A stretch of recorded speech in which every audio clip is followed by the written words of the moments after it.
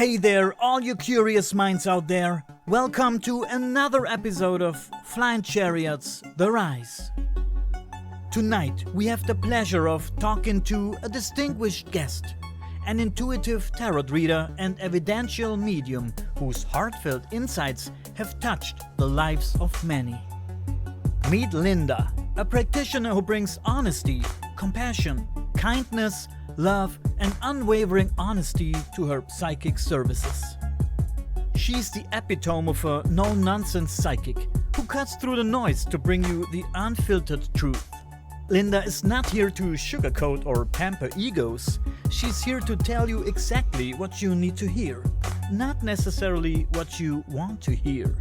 Her sessions are a unique blend of intuition and mediumship, carefully designed to promote self-development and self-knowledge.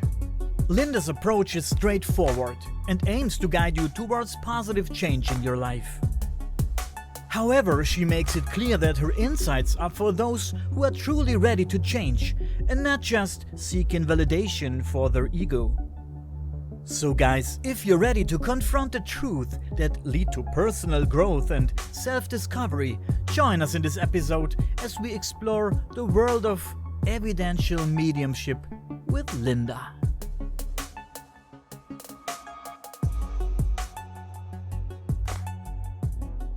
Well, right now I am just really just doing more like virtual and online readings and a little bit more local readings. I'm an intuitive tarot reader. I read tarot cards, and I'm also a psychic evidential medium. I'm more evidential, which means more evidence-based rather than just focusing on the messages. Because I go in depth or detail who's exactly coming through for you, and then we can kind of both pinpoint, okay, this is my grandmother or my grandfather, and then we may move to messages if they have any messages for you. So tell me more, what is an evidential medium exactly? What does it mean? I think evidential medium is more different than psychic. Just in my personal experience, I'm not saying it's the right way or not. It's just in my personal experience. And psychic is just more like using your psychic abilities, like your sixth senses, to sense your environment or your spirits. But evidential is where you can actually communicate with loved ones that has departed or crossed over. And again, sometimes my reading, like I said earlier, I try to go in depth and detail exactly who is coming through for you, whether it be your grandmother, from your mom or dad's side family, just whoever is willing to step through for you. And then sometimes they will use my psychic ability. So in the reading, I'll point out, I feel this movie play in my head. I kind of pinpoint my psychic abilities to you. So you kind of pinpoint, okay, she's saying this, she's doing that, stuff like that. Sometimes I mimic their personalities too. It's really up to your loved ones. And just for example, sometimes, when I have a male come through for me, when a male, that's been living back then, they would do this to hair. Sometimes I will mimic them doing this to hair too. So, and I tell my client, sometimes just kind of be aware or watch out the things I do. I may mimic your loved one's personality too. Like I said, it's a lot of things. They can bring up like a whole pieces of information about themselves, like the death date, the passing, loved ones, dates, months, just things that you're able to confirm and validate that is truly them, that nobody would know. Things that cannot be looked up on the internet, if you search on, just very specific information that only you'd be like, wow, how would you know that without being there and stuff like that. When did you discover that you had abilities like that? Like, I want to say almost 4 or 5 years ago. I was never really spiritual at all. I did grow up with my culture, like shaman activities, but I never really partake in it because they said that, in my culture, you have to be chosen shaman by spirits. So I kind of stayed away from that. And so, like I said, it didn't start until 4 years ago where me and my friend would just be chatting on Facebook Messenger, and she had to step away from the camera to talk with her kid or deal with her kid. And then I had a piece of paper and pencil with me. I was just writing down things, and then just like a lot of information was coming to me. And I was like, this doesn't make sense. So I just, write it down. When she came back to the screen, I was like, does any information make sense to you? She's like, yeah. So we just went down the lines, and she's like, oh my God, that's my uncle coming through for you. So he really jumpstarted my mediumship journey without me wanting to pursue it, if that makes sense. Mm-hmm, mm-hmm. And the person who all started for you, does this person also have these abilities? No, but she's really open and aware. When you're in contact with, let's say, the other world or other realm or whatever you want to call it, are you in some kind of meditative state of mind, or how can I imagine that? I can say just a little bit, but it's different for everybody, for mediums. But for me, just a little bit. I won't go dazing off or go crazy or anything off the screen. Like I said, you me talking like this. I'll just tell you, okay, what would a dog mean, or stuff like that. I'll still be normal and have a typical conversation with you, but that's just me. Sometimes you'll see me like looking off to left to right, but that's just trying to concentrate on the messages or information trying to come through. Is it possible that when you're in contact, that things appear? Is it possible that you can hear voices, or is it just within you, inside yourself? It's mostly within myself. Listen, you know how sometimes you would get like not exactly a music playing in my head, but you can kind of hear the music playing in your head, stuff like that. That's how it comes to me too. And sometimes like it comes like in visual images too. It's not literally physical.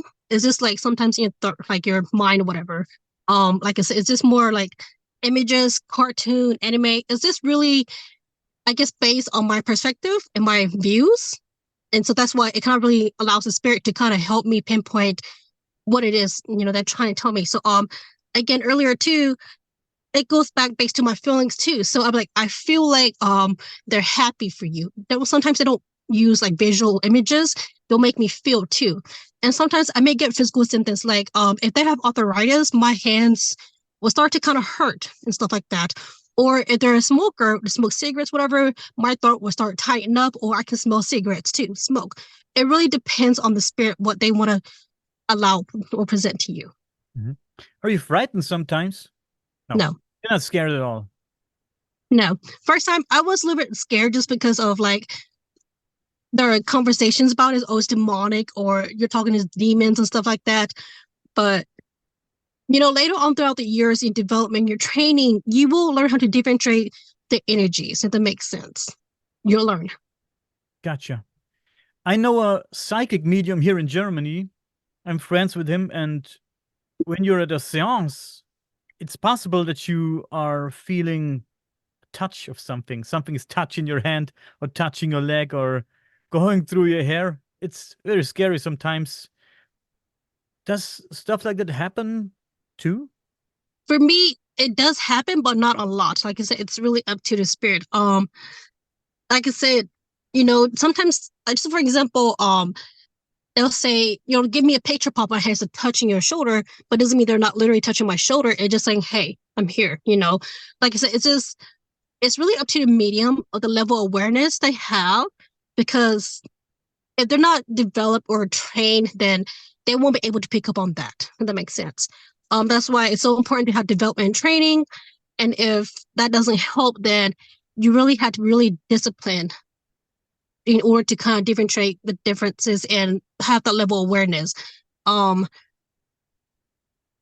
think it just really, in my experience, it really takes a lot of energy to manifest like that, to have physical touches, just because we're all energy, Are you saying that the spirits from the other side, let's call it the other side, they need energy to communicate with you?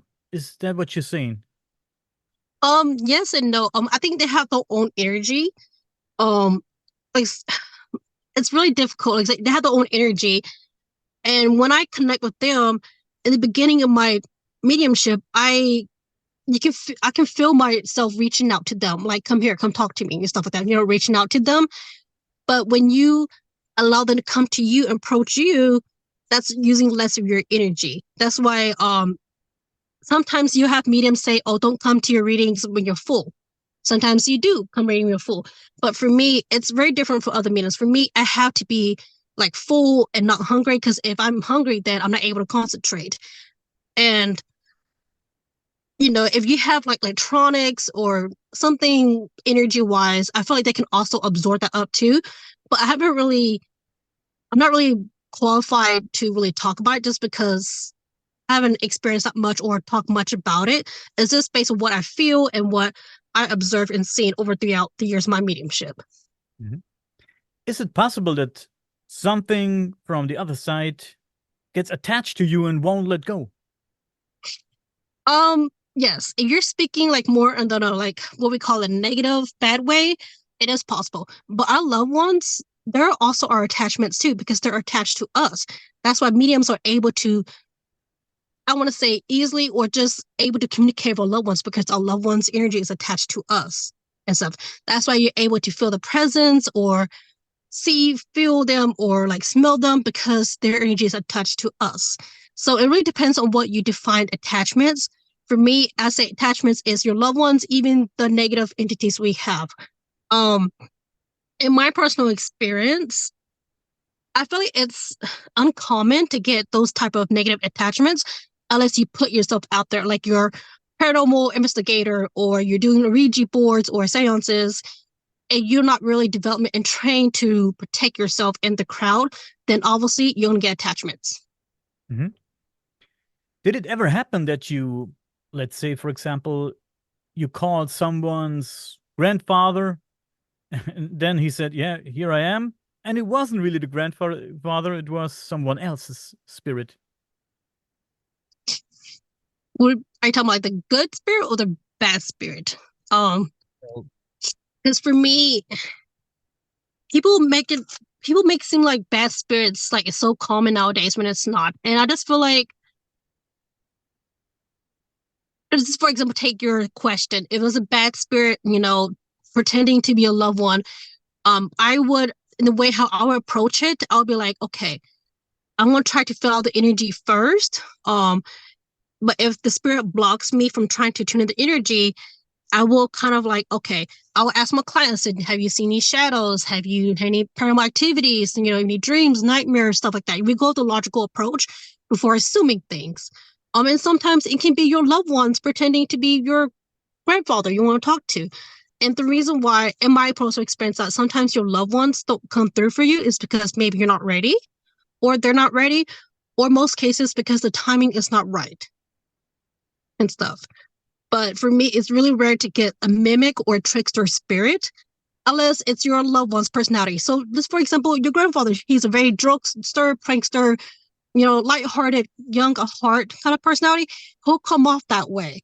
So that's why I said it's really up to the level of the medium's awareness. Like, can the medium stop for a minute and observe the spirit's personality? Are they serious? Are they joking? And if the medium don't have the level of awareness, then they're going to assume everything is demonic just because of trickster or jokester personality and stuff like that. yeah, gotcha. So, as a evidential medium, have you ever been invited to, let's say, paranormal investigation? There's a lot of paranormal investigators out there. No, I prefer to stay away just because knowing myself, I'll probably get attachments too. Knowing myself. Interesting. Very interesting. So, do you have a few examples for us? Maybe a few stories of your clients? Yeah, let me try and find the good ones. The ones I'm able to really like talk about, that have the permission to talk about. Okay, so my client, she scheduled me for a reading, but it was, instead of her loved ones coming through, it was her husband's loved ones that took over her reading. And she didn't mind that at all. And then a lot of people came through for her, and so did from her husband's side family, but they really wanted to connect it with his brother or her husband's brother. And he definitely came through. It was a really good time and everything. So after the session's done, a few days later, like maybe 3 days later, I had this urge to watch the movie Interstellar with Matthew McConaughey, that movie. And I was like, I never really watched sci-fi movies like that. So I was like, okay, whatever, I'll brush it off. So it just kept nagging me. It's like, watch the movie, watch the movie, watch the movie. So I gave in. I was like, fine, I'll watch Interstellar, the movie. And then I was like, why is this happening to me? Why do I have to watch this movie? And then a couple days later, after watching the movie, I contact the same client. And then I was like, hey, something weird happened. So I had this urge to watch the movie Interstellar. And she's like, oh my God, that's so crazy because my husband and his brother, they love watching the movie Interstellar. So I was like, okay, that's weird. And I was like, so why would he come to me and kind of nag at me? And she's like, well, after the session, me and my husband were talking about how such a good medium you are, how evidential you are, and just really praising me. And then her husband say something about, I want to get in touch with her again to my friends, stuff like that. And then I'm assuming my client's husband's brother that's passed overheard the situation and he was trying to get my attention. And there's this thing where we call bilocation, where spirits can be two locations at the same time. So I'm assuming that's what he did, was to kind of let me know, hey, I'm around, something's coming up. It's like a future kind of thing. So it's really amazing how spirits works in so many different ways to kind of get your attention, especially where they kind of influence you or nag you to watch something that has such a meaning to the client and stuff like that. I was just thinking some more. If you had any more questions, feel free to ask. I'm just trying to think of more stories. The story that really touched my heart. Well, every session, with my clients, it's meaningful, because you never know how it's going to turn out. The reading's going to turn out. But, I don't really have a favorite session. Because I don't like to play favoritism. But I think it's the ones that really gets me the most is where a mother reached out to me. And I don't know their son has passed. So it's really, those are the ones that really gets me the most, because I have a son too. And, it's just, I try to stay away from like murder cases, missing cases, stuff like that deals with law enforcement, just because I don't feel comfortable enough, doing that. But for me, I seem to attract or draw mothers whose son has been killed by their wife's girlfriend, or just somewhere in the female involved with the cause of death. And it's really mind-blowing, but at the same time, it's not surprising, because women can be evil.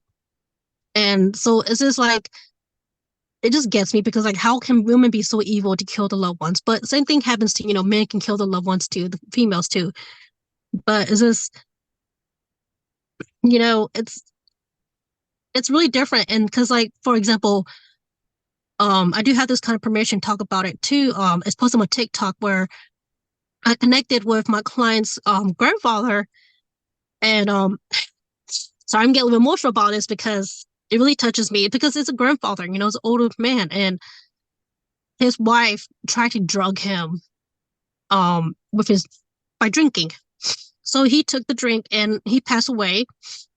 And then she said that, his wife was always, making some kind of sexual advances towards him, stuff like that, something against his will.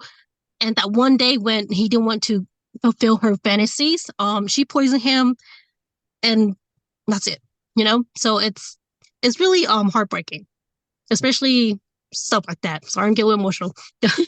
No, it's all good, man. It's a very emotional story. It's all good. Tell me more about the life of a medium. So I know you have your clients, and then you concentrate on your client, and then you feel stuff and get your input maybe from the other side. But in your normal life, in your everyday life, when you get up in the morning and do the dishes and I don't know what you're up to with your kids and everything, do you get input the whole day long, all day long, or do you cut it out somehow, or what is it like? I try to cut it out my best. I try my best to cut it out, but it's mostly with what we call it, my spirit team, my spirit guides. They're the one who are able to easily communicate with me rather than other loved ones. Just because I already have that rules and boundaries established. And so that's why it's so important too, as a medium, you need to have rules and boundaries established with your spirit team and with the household. Because if you don't, then your house is like an open portal. Any spirits can come through and bother you. And so for me, it's so, I don't really have any interruptions, because I'm really good about stopping my boundaries. But I think I'm just like a normal human. I'm a mom, take care of my kid. I have a husband too, take care of him, take care of myself. Like I said, I'm just a normal human being. But when I do my job, like mediums or tarot, it's a completely different side of me. If that makes sense. I'm able to complete on and off. But sometimes, yes, I will get like interruptions, like, hey, and I was like, no, don't bother me, and stuff like that. And they'll respect it. And again, like I said earlier, it really depends on your loved one's personality too. Sometimes they may cross that boundary and get your attention, but that's where you have to really decide whether if this is really what you want because your life will change. You'll become more aware. You have more psychic abilities. Coming out and like kind of deja vu moments and stuff like that. But for me, I heard so many times that, if you're married or you're around people who don't believe in these stuff that you do, your psychic abilities gets kind of blocked too because you're picking up on their energy. So I don't believe in these stuff. So like I said, it varies. So I normally don't get interrupted unless I do my sessions. That's when I do get interrupted. Where are all these spirits, and where do we go when we die? For me, that's a good question because I do believe in the afterlife just because I'm able to communicate with them, but it depends on your beliefs and your views in religion. For me, I believe that we just come back to Earth and just hang around or something, because I try to ask that question too and I get shut down. They're like, nope, you don't need to know. So I was like, okay, I'll just leave it as. But I still question about reincarnation too, because if reincarnation is real, then why would there be so many spirits lingering around and not want to move or reincarnate again? So like I said, it's really important to come into spirituality with a healthy mindset of discernment and be able to really have boundaries and not take everything that anyone says as a fact or truth, but really is just an opinion experience. And you don't have the healthy level of skepticism and discernment, then you're going to fall into spiritual psychosis. And that's not really good. Might be an odd question, but do you believe in extraterrestrial life and alien life? I Intelligent do. life? I do, but I never really encountered one. So I guess I'm not blessed enough to encounter one.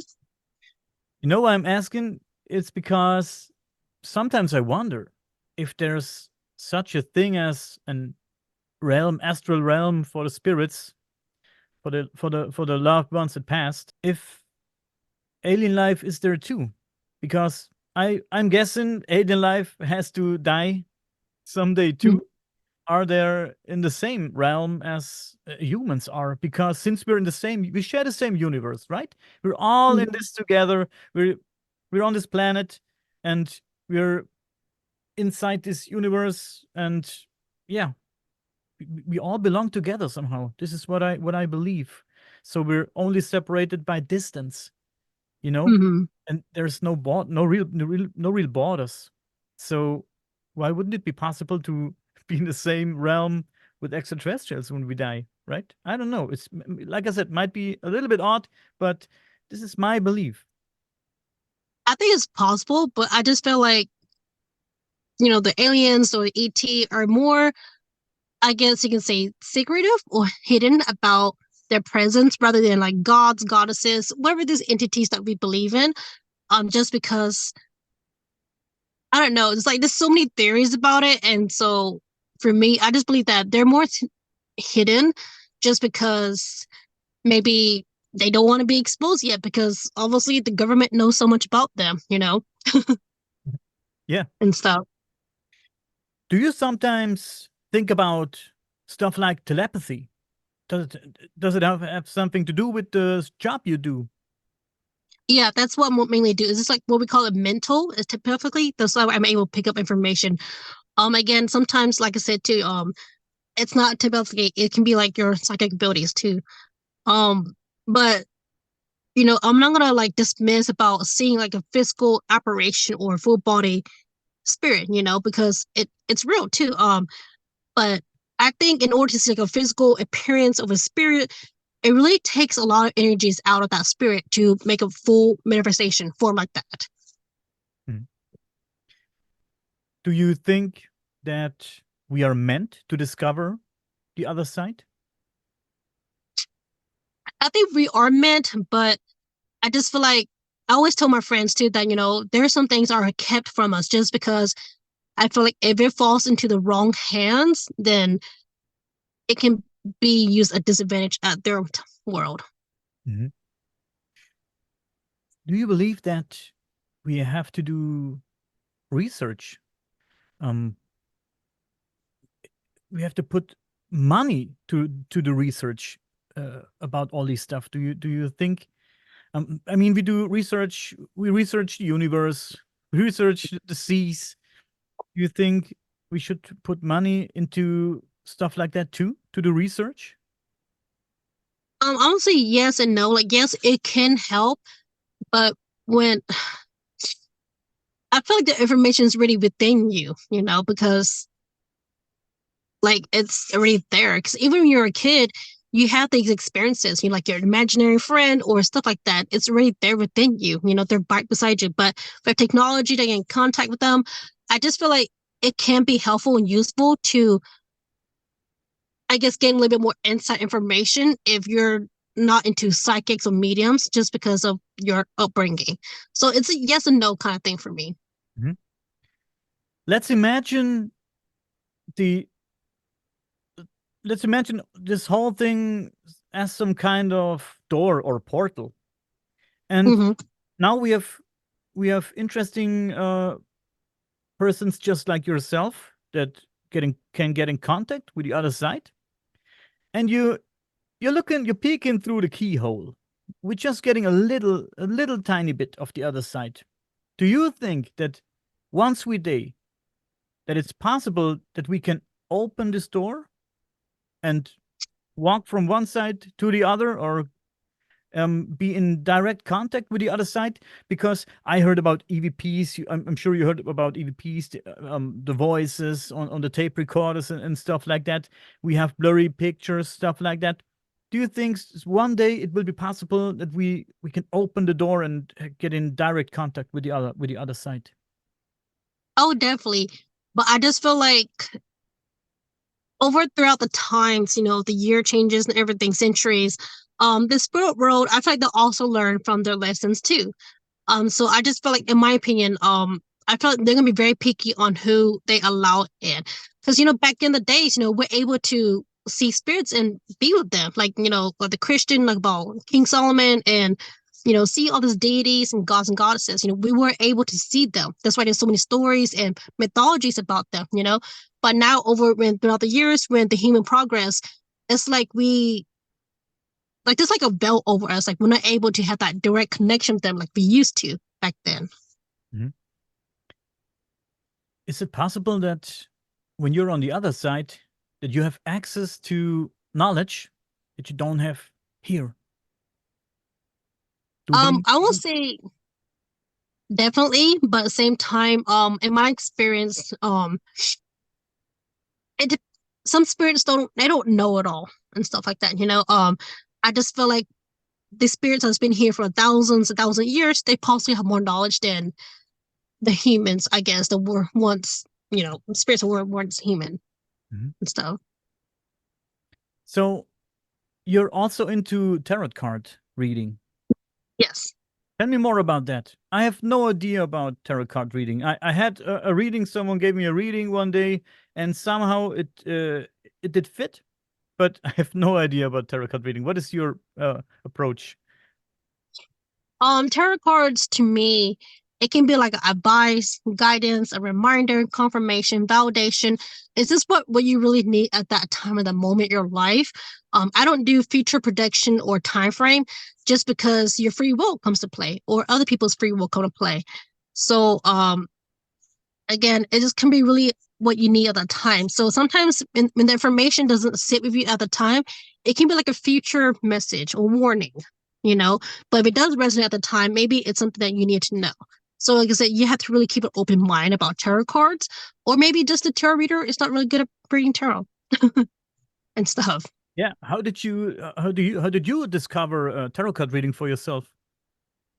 Um, well, it's when I started my, I guess we can call it, spiritual journey, where I was in position to cut out a friend of my life. So, when you're in the middle of like cutting someone off your life, you think like what if, what should, you just overthink about that. So I was in the middle of in that situation, and that's when TikTok first came out, very first came out. And so after I decided to end things with my friend, I was scrolling on TikTok, and then this TikTok video of tarot was saying you had to cut off someone off your life. I was like, oh, this is scary, because I don't believe in these things too. And so once I started, watching tarot on TikTok, I was like, okay, that's interesting. But then again, when I met my friend's uncle, that's when I really started getting into like divination tools and Mhm. stuff. Oh, that's very interesting. So, please don't mind me asking, where are your roots? What's your origin? I am Hmong, Hmong, and we don't really have our own country, but we're really known for like Laos and Thailand. And after the Vietnam War started, we kind of came to the United States and stayed there. So we really basically just helped United States fought with them against the Vietnam or the Viet Cong and stuff like that. We're not really known, but like I said earlier, I do have shaman in my roots in my culture. But like I said, I feel like I had to be chosen in order to be a shaman, so I just went with being a medium. That's why I asked. So, you have shamans in your family tree. Is that what you're saying? Yeah. Yeah. Okay. Um, Absolutely, yeah, we're more spiritual, not shaman blood, but like more spiritual and aware about the spiritual world and everything. Mhm. Do you know something about the mythology of your origin, of your roots? Yes, I do actually. That's what the most common story we know about is like this shaman. I can't pronounce his name, but it's SIVC. I don't know, I can't say his name, but he's a shaman too. So shamans are in my culture are believed to be, the peacemakers, the bridge to spirit in the human world. So we bring peace. And is this like, he's able to go back to the astral realm and come back to Earth and stuff like that. He's able to do a lot of things, and bring peace to the world. And I feel like I think if I can remember correctly, he went off to fight demons at that time, and then his family was in danger because there were spirits like trying to get to his family, but he couldn't make it on time. So I guess his family or son was killed, and then he sacrificed himself and said, please let me save my family and stuff like that. And so he sacrificed himself, and then the story is like where since he stepped down his job or he sacrificed himself, he said, to the new shamans or whoever comes after me, you guys are my powers, my abilities, and you guys can feel free to reach out to me. I'll help and aid you. But again, that's where it says we have to be chosen to be a shaman and stuff. Interesting. Interesting. Very interesting. So, Yeah, but he was a demon first too, before he sacrificed himself. oh yeah. Hmm. I really have to look into that. That sounds very interesting, and I'm sure there's a lot more to this story Mm-hmm. that I can read about. But Linda, that was a very interesting talk. Thank you so much for telling me about all these very interesting topics, man. It was very interesting. Oh, you're welcome. I appreciate you too. You're welcome. Um, yeah. If there is something else that you want people to know, maybe where they can find you online or upcoming events, stuff like that, feel free to spread it. Okay, yeah. You can find me on Facebook. It's my Facebook business page is called Linda's Spiritual Corner, and I do have a TikTok, and it's Linda Evidential Medium. Like I said, I'll send you the links in case people want the links. And I do want to talk about this a little bit. It's like a discussion, if that's okay with you. Um, when it comes to like finding a psychics, like awareness of red flags, is this like it's so important to no psychic will reach out to you and say you're cursed or you have a demon or attachment or your loved one's stuck and they need your help. It's kind of like a fear mongering or tactic. No psychic would ever do that. It's just like a scammer and con artist tactic. Um, when when it comes to like giving out your personal information, like your first name, your birth date, and your personal information, I will be really cautious, wary, just because like if you're getting like a tarot reading done or mediumship done, you don't need to give your information out. Unless you're getting like astrology or your birth chart reading, then yeah, you can give out your information because you do need your information to access your birth chart or your astrology chart. Um, but then again, too, when it comes to getting your horoscope read, you have to be really careful too because you don't know what they're going to do with that information too. So it's really up to you to use your discernment. Um, and like I said, if for me, it feels weird when someone says, "Oh, you have psychic abilities." Like, yeah, I know I have psychic abilities, but I just feel like it's more of a tactic to kind of like get you pay them more or stay longer with them. And I don't like that, I just like, why do you want someone to stay longer with you and waste their time? So if someone wants to kind of prolong the session, just leave because your time is valuable too. Or for me, some people, they need pictures to read, but I don't need pictures. All I need is your energy. So again, it's really up to you if you want to provide that picture or photo to the psychic, because when it comes to mediumship, if you give a medium that picture, they can base off all the information off a photo. And you don't want a medium to do that. You want them to be able to present to you the information from your loved ones rather than a photo. So again, it's really up to you. You have to use your discernment. So for me, I don't need a photo or your name or whatever. I just need talking to you like this, and then I'm good. Let's see. And if you don't feel comfortable, like, facing this, you can just like face your camera up to the ceiling or turn around. It's really, you have to find a medium or a psychic that respect your privacy and your boundaries and rules. Because if they don't respect it, then no, just leave. I think it's also very important to kind of like don't follow the crowd. Meaning, if you see someone follow a very popular medium, that medium may not be for you because they may be a scammer. They can be legit as much as they want to, but when you book a session with them, they can run off your money and never respond to you. So you really have to kind of do your homework and research on that medium. Even if like they have legit reviews and stuff like that, you never know until when the time does come. So that's why I said again in the video that you need to have a healthy level of discernment and skepticism, because if you don't love yourself enough to vet the process, then you're going to get scammed, even with a really popular medium, stuff like that. And for me, I speak out against mediums who's very generic or general, because they need to be able to exactly tell you in describing your loved one. And sometimes your loved one may not want to describe themselves. Maybe sometimes they want to bring up like an elephant and things are associated with them. So elephant can be like, yes, went to the zoo, and that's my grandpa. So again, it's really up to you whether you discern whether you're, the media can present things or, in tune with your grandfather or whatever. It's just like, oh, I love you. Yeah, okay. Well, my grandpa said I love you. Like I said, just be watch out for very generic and general information, because anybody can give out general information. But it has to be something that you're able to confirm, validate, or say, wow, nobody knew about this. My grandfather, because it was between me and him. Sometimes I tell my clients, you can use code words to like, tell your grandfather, hey, bring up the word makeup. And then if he brings up makeup, then that's your confirmation that you're really talking to your grandfather. So again, it's really up to you how you want to be able to have that facts and evidence bring forth to you.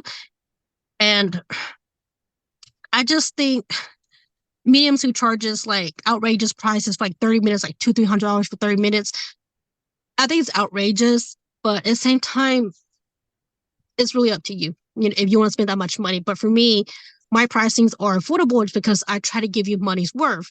So I don't have a set price on 30 minutes. That's why I tell my clients that easily 30 minutes to an hour. I don't do about the minutes because I just feel like it's a ripoff. But is this my personal experience? And also be careful of mediums trying to make their experiences and their opinions as fact and truth when it's not. It's their experience and their opinions. It's not fact. Like, for example, we can say, oh, spirit role is real, but there's no actual proof. It's based off the person's, personal experience. And also try to see if they come from a religious trauma background too, because sometimes they can insert their beliefs and views onto the clients too. So like I said, it takes a lot to finding the right medium for you or psychic, just because you never know who they really are and stuff like that. Yeah. A lot of bad people out there. People, don't let them fool you. Take care of your money. Linda, again, thank you so much for being my guest tonight. And please stay with me for 2 more minutes, okay? Okay.